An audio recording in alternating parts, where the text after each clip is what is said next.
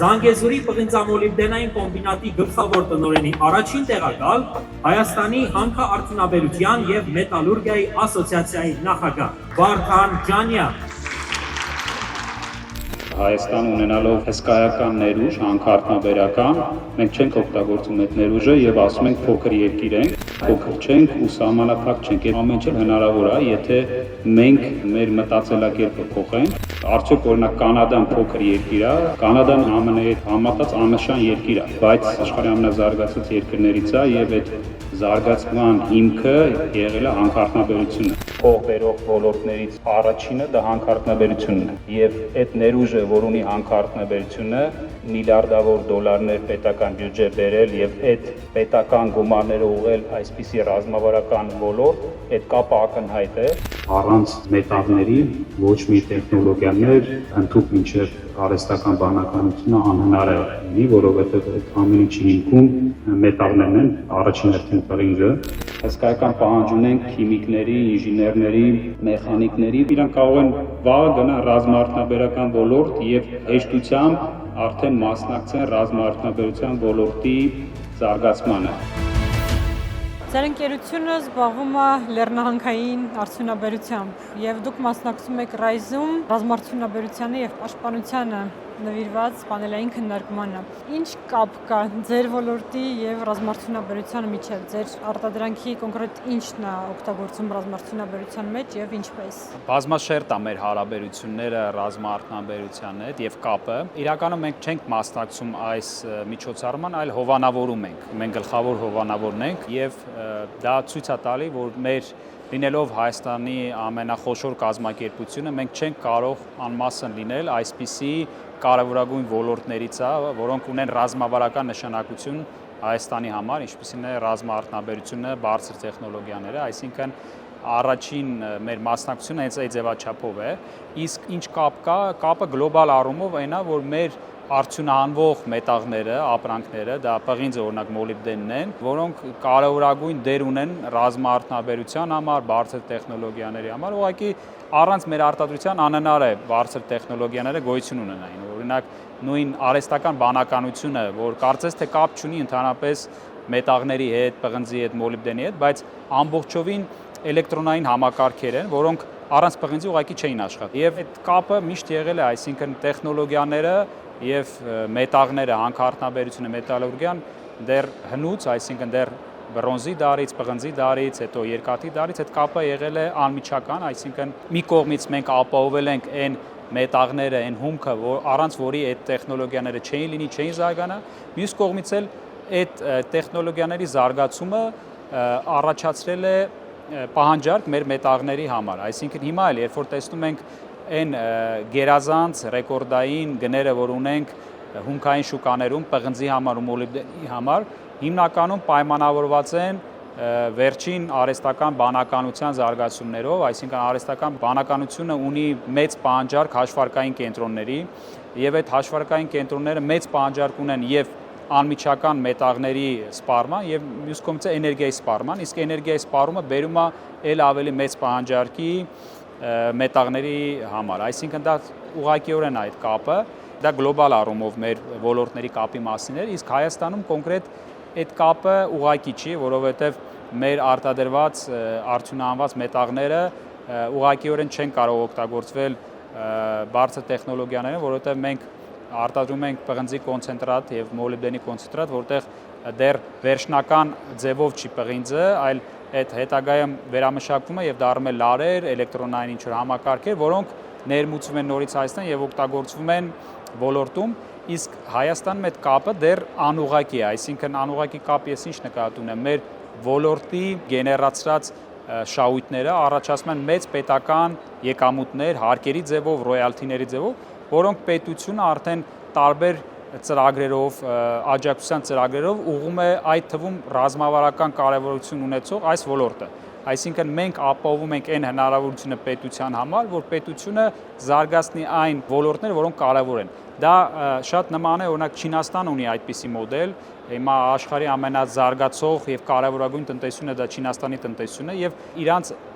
գիտական եւ տեխնոլոգիաների զարգացումը ապահովել են արտահանող այլ ոլորտների հաշվին, այսինքն ունենալով այլ ոլորտներ, որոնք մեծ շահույթ են բերում եւ եկամուտներ են բերում պետությանը, արտահանելով տարբեր ապրանքներ, նրանք այդ եկամուտները ուղղել են կարևորագույն տեխնոլոգիական ոլորտներ եւ հիմա շատ մեծ կարևորագույն դերը եւ առաջատար դեր ունի Չինաստանը այն ոլորտներում, որոնք սովորաբար արևմտյան երկրներն են եղել առաջատարը։ Հիմա մենք էլ այդ կապը շատ կարևոր օգտագործելով Հայաստանը կարող է զարգացնել այս ոլորտը։ Տեսեք, եթե մենք արտադրում ենք կոնցենտրատ, արտահանում ենք, այնտեղ վերամշակվում է, ներմուծվում է այլ արտադրանք, լարերի եւ այլ բաների տեսքով, կա հնարավորություն այդ վերամշակումը հենց մեզ մոտ կազմակերպել։ Ու արդյոք իմաստ ունի, թե չէ։ Տրամաբանորեն իհարկե կա, բայց եթե այդ հարցին ավելի խորը վերլուծական անդրադառնում ենք, դա շատ բարդ հարց է, որովհետեւ այդպիսի երկրներ, որոնք կարողանում են կոնցենտրատից պղնձի, մոլիբդենի ստանալ վերջնական ապրանք, որը օգտագործվում ուրիշ ոլորտներում, շատ քիչ են։ Այլ ինչպես ես նշեցի, դրանցից մեկը Չինաստանն է։ Ինչն է դրա հիմնական պատճառը? Ծավալներն են, այսինքն Հայաստանը լինելով համաշխարհային մակարդակով իհարկե փոքր քանակի արտադրող, չի կարող այս պայդրությամբ չի կարող ունենալ օրինակ շահույթով աշխատող զուլարան ունենալ։ Շատ պարզ օրինակ բերեմ, ավելի պատկերավոր հասկանալի, եթե մենք ուզում ենք աշխարհում ունենալ մրցունակ պղնձի զուլարան, որը կարտադրի պղնձի խտանյութից, կոնցենտրատից կստանա լարեր կամ մաքուր պղինձ, պետք է ունենանք տարեկան մոտավորապես 200,000 տոննա պղինձ եւ ավել արդյունանվող այդ երկրում։ Հայաստանը այսօրվա դրությամբ ունի մոտավորապես 80,000, այսինքն բոլոր հանքերը, որտեղ արդյունանվում է պղինձ, իրար հետ արտադրում են պղնձի խտանյութ, որտեղ պարունակությունը պղնձի կազմում է մոտ 80,000 տոննա, իսկ մեզ պետք է մոտ 200,000 եւ ավել տոննա, որ ունենանք մրցունակ զուլարան։ Այսինքն շատ խնդիրներ կան, բայց առաջներ խնդիրը դա ծավալն է։ Հայաստանը չունի համապատասխան ծավալ, որ ունենա մրցունակ զուլարաններ։ Եվ այդ առումով այդ հարցը, որ կարողանանք լուծել, առաջինն ծավալը պետք է ավելեն, այսինքն գործող հանքերը, որոնք արդյունանում են պղինձ, օրինակ Քաջարանի հանքը շահգործող Զանգեզուրի պղնձամոլիբդենային կոմբինատն է, Ագարակն է, Թեղուտն է, մի շարք այլ փոքր ձեռնարկություններ պետք է ավելացնեն իրենց արտադրողականությունը, որը ունենան համապատասխան քանակի պղինձ։ Իսկ ներմուծել այդ կոնցենտրատը հնարավոր չէ։ Ներմուծելը տեսնում եք, մենք լոգիստիկ այդքան հարմար աշխարհագրական դիրք չունենք։ Հնարավոր է իհարկե ներմուծող հումքի հաշվին արտադրել, բայց դրա առաջնային, երբ որ նայում ենք հիմնական զուլարանները, որոնք աշխատում են ներմուծվող հումքի վրա, դրանք ծովին շատ մոտիկ զուլարաններ են, այսինքն ունեն նավահանգիստներին մոտիկ հասանելիություն։ Այլապես շատ թանկ է նստում այդ հումքը բերել հասցնելը եւ հետո արտահանել։ Այդ առումով Հայաստանը ցավոք սրտի շատ հեռու է նավահանգիստներից եւ մի քիչ այս պայդրությամբ չեմ պատկերացնում, որ դա լինի արդյունավետ ներմուծված հումքի վրա աշխատելը։ Տեսեք, հանքարդյունաբերությունը թե մեր երկրում, թե աշխարհում համարվում է ոնց որ հին տնտեսության մաս, այսպես ասած, ու այդքան էլ լավ համբավ չունի, էկոլոգիական վտանգ է համարվում եւ այլն, բայց միևնույն ժամանակ թեկուզ եւ անուղղակիորեն այս ոլորտը կարեւոր է այլ առաջատար ոլորտների զարգացման համար, նույն IT-ն, ինչպես խոսեցինք, ռազմարտունաբերությունը եւ այլն։ Այս համբավի խնդիրը լուծելու ինչ ճանապարհներ կան եւ ընդհանրապես արժի դրան անդրադառնալ, թե կարեւոր չի, թե ինչ համբավ ունի։ Չէ, դա կարևորագույն թեմա է, որովհետեւ իրականում Հայաստանը ունի հսկայական ներուժ հանքարդյունաբերության զարգացման եւ դա կբերի մեր տնտեսության զարգացման եւ բոլոր այն նպատակները, խնդիրները, որ Հայաստան ունի եւ հիմա քննարկվում են, շատ խնդիրներ, նպատակներ ունի, այդ բոլոր նպատակներին հասնելու բանալին մեր ոլորտում է, կարծում եմ, եւ դրան խանգարող հիմնական խոչընդոտը հենց այդ համբավն է ձեր նշած։ Այդ առումով կան օբյեկտիվ եւ սուբյեկտիվ պատճառներ, օրինակ դուք ասում եք հին ոլորտ, իրականում երևի մարդկության ընդհանուր ստեղծումից սկսած ամենահին ոլորտն է եւ ամենահին արդյունաբերական ոլորտն է եւ հանքարդյունաբերությունը, որ օրինակ դեռ հնուց, երբ որ քարի դարն է եղել, հետո պղնձի, բրոնզի, երկաթի դարը, դա հենց այդ հանքարդյունաբերական տեխնոլոգիաների, մետալուրգիական եւ հանքարդյունաբերական տեխնոլոգիաների զարգացումն է, այսինքն մարդկային զարգացումը հենց ուղղակիորեն սկսվել է եւ շարունակվում է հենց այդ մետաղների հանքարդյունաբերության եւ մետալուրգիայի զարգացումը։ Եվ այդ առումով իհարկե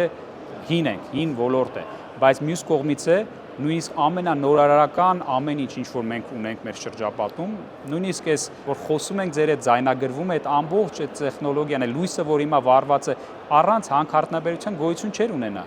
Այսինքն արհեստական բանականությունը, որ հիմա ամենայն առաջադեմ տեխնոլոգիան է, նույնիսկ այդ տեխնոլոգիան առանց հանքարդյունաբերության չի լինի։ Եվ կարևորագույն խնդիրներից մեկը մարդկության օրինակ դա ջերմոցային գազերի արտանետումների նվազումն է, ջերմության այդ ընդհանուր բարձրացումը, դրա լուծումը հենց հանքարդյունաբերության մետաղներն է, այսինքն վերականգնվող էներգետիկան ավելի շատ մեծ պահանջ ունի մետաղների, քան հին էներգետիկան, նավթի եւ գազի հիման վրա աշխատող։ Այսինքն նաև ամենակարևորագույն մարդկության առաջ կանգնած խնդիրը, այդ ջերմության համաշխարհային բարձրացման լուծումը էլի մեր ոլորտի հետ է կապված։ Առանց մետաղների արդյունահանման ավելացման անհնար է լուծել այդ ամենամեծ խնդիրը։ Բայց բնականաբար կան նաև իրական օբյեկտիվ խնդիրներ մեր ոլորտում, բնականաբար ազդեցությունը մեծ է շրջակա միջավայրի վրա, բայց դրա լուծումներն էլ արդեն այնպիսի ստանդարտներ կան բնապահպանական միջազգային, այնպիսի best practice, այսպես ասած, լավագույն աշխատալավոճի ներդրման ձևեր կան, որը բերում է այդ ազդեցության քան նվազեցման, որը արդեն ընդունելի է ցանկացած այնպիսի զարգացած երկրների, այնպիսի մեծ պահանջներ ունեցող երկրների, ինչպիսին է Կանադան, Ավստրալիան, որտեղ շրջակա միջավայրի վրա ազդեցության նվազեցման եւ ազգաբնակության վրա ազդեցության պահանջները շատ խիստ են։ Եթե Կանադան կարող է, Ավստրալիան կարող է, ԱՄՆ-ն կարող է, Եվրոպական միությունը կարող է այդ ստանդարտներով աշխատել, Հայաստանն էլ կարող է, այսինքն օբյեկտիվ այդ խնդիրների լուծումներն էլ կան եւ հիմա մենք եւ ասոցիացիան հանքարդյունաբերության եւ խոշորագույն կազմակերպություններ, ինչպես ԶՊՄԿ-ն, ներդնում են այդ ստանդարտները, որ մենք համապատասխանենք լավագույն միջազգային փորձի։ Դեռ նոր են ներդնում։ Սկսել է, դա մեծ process է, դա արագ չի լինում, բայց օրինակ բերեմ, շատ կարևոր է հաշվետվողականությունը։ Այսինքն ամեն հանքարդյունաբերական կազմակերպություն պետք է հաշվետվու լինի իր ազդեցության վերաբերյալ։ Դրա մասով արդեն 3 տարի է Զանգեզուրի պղնձամոլիբդենային կոմբինատը ունի կայուն զարգացման ESG հաշվետվությունը, որը իրականում Հայաստանը ի ձեռքի մատքերի վրա կարելի է հաշվել, քանի կազմակերպություն այսպիսի ազդեցության հաշվետվություններ ունեն։ Դա օրինակ մեր կազմակերպությունն է, դա Coca-Cola-ն է եւ թե չեմ սխալվում Philip Morris-ն է,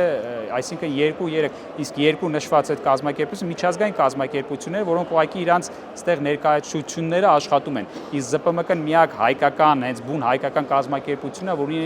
այդպիսի հաշվետվություն։ Այսինքն ԶՊՄԿ-ն արդեն 3 տարի հաշվետու է իր ամբողջ ազդեցության մասին եւ այդ դինամիկան էլ ցույց տալի, այսինքն ինչպես է եղել եւ ինչ քայլեր են ձեռնարկում, որ այդ ազդեցությունը նվազի եւ ընդհանրապես լինի այսպիսի հասկացողություն net positive, այսինքն մեր դրական ազդեցությունը ավելի շատ լինի, քան բացասականը։ Դա է վերջնական նպատակը։ Տեսեք, Երևանում անցկացվող Rise միջոցառման կարգախոսն է, մենք ենք մեր սարերը վերելք։ Ձեր ոլորտի համար այդ վերելք կոչվածը ինչ է։ Ոնց ենք պատկերացնում այդ ոլորտի վերելքը եւ զարգացումը։ Եթե դա վերամշակում ներդնելը չի,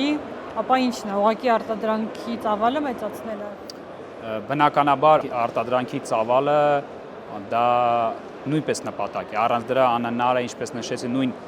ավելի խորացված արտադրանքներ ունենալ, պետք է ունենալ ծավալ։ Դա էկոնոմիկայի, տնտեսագիտության հիմքերից է, որ մեծ ծավալը դա բերում է արդյունավետության, բայց դա միակ նպատակը չէ։ Մենք ունենք կարևորագույն, օրինակ ԶՊՄԿ-ի օրինակով ասեմ, կարևորագույն ծրագրեր ունենք, որոնք նաև օգնում են արդյունավետության բարձրացմանը ներկայիս ծավալներով։ Այսինքն Հայաստանի խոշորագույն թվայնացման ծրագիրը ներդրումը անում է ԶՊՄԿ-ն։ Տասնյակ միլիոն դոլարների ներդրում է անում, որը ծրագիրը սկսել ենք մոտ 3 տարի առաջ եւ դա դեռ տևել է մի քանի տարի, որ ամբողջ մեր արտադրությունը թվային լինի, այսինքն թվային ղեկավարման համակարգեր լինեն, թվային հաշվետվողության համակարգեր լինեն, որը թույլ կտա հսկայական աճ ունենալ արդյունավետության, այսինքն նույն ծավալներով էլ մենք ամեն ինչ անում ենք նույն արդյունավետությունը բարձրացնելը։ Մենք ունենք ծրագիր օրինակ արևային կայան կառուցելու, որը թույլ կտա մեր սպառող էլեկտրոէներգիան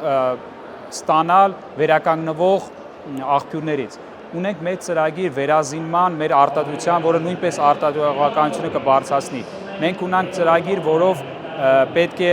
մեր հսկայական այդ հանքաքարի զանգվածի տեղափոխումը անկում իրականացնենք էլեկտրական կանվեյերային տեխնոլոգիաներ, որը թույլ կտա եւ անել դա արդյունավետ եւ դա կնվազեցնի նաեւ արտանետումները։ Այսինքն բազմակողմանի է այդ աշխատանքը, ամենօրյա ռեժիմով է արվում, որ մենք լինենք ավելի թափանցիկ, ավելի հաշվետու, ավելի արդյունավետ եւ վերջիվերջո նաեւ դա բերում է նաեւ մեր շահույթի ավելացմանը, շահույթը դա մեր պետությանն է գնում մեծամասամբ, այսինքն քանի որ մենք շահագործում ենք պետության սեփականություն հանդիսացող ընդերքը, ցանկացած շահույթի ավելի արդյունավետ աշխատանք շահույթը բերում է պետական եկամուտների զգալի աճի։ Այսինքն դա բազմակողմանի աշխատանք է, որը ամենօրյա ռեժիմով իրականացնում է մեր ոլորտում։